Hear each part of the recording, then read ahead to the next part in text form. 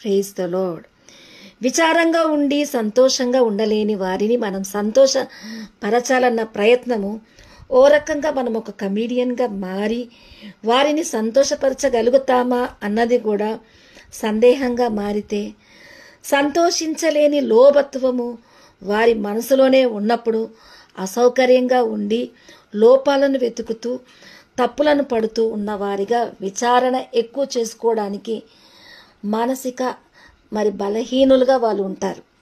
కాబట్టి విచారణ అన్నది వారి మనసులో ఉన్న లోభత్వాన్ని బట్టి ప్రతి పరిస్థితిని వారు కలుపుకొని సంతోషంగా ఉండలేరు. విచారణ చేస్తూ పరిస్థితిని కూడా అన్హ్యాపీగా మారుస్తారు. అయితే సంతోషంగా ఉండేవాళ్ళు ఏదైనా కానీ కలుగలుపుతో ఉండి లోపాలు వెతకకుండా అందరితో హ్యాపీగా ఉండగలుగుతారు. 133వ కీర్తనలో చూస్తే, సహోదరుల ఐక్యత కలిగి ఉండుట ఎంత మనోహరము.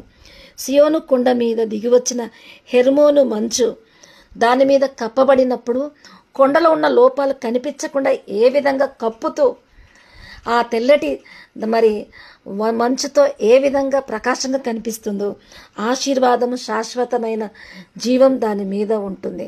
ఎప్పుడు తప్పులు పడుతూ లోపాలతో బలహీనంగా ఉండే వాళ్ళలో ఆ జీవము, ఆ సంతోషము, ఆ హ్యాపీనెస్ ఉండదు. కాబట్టి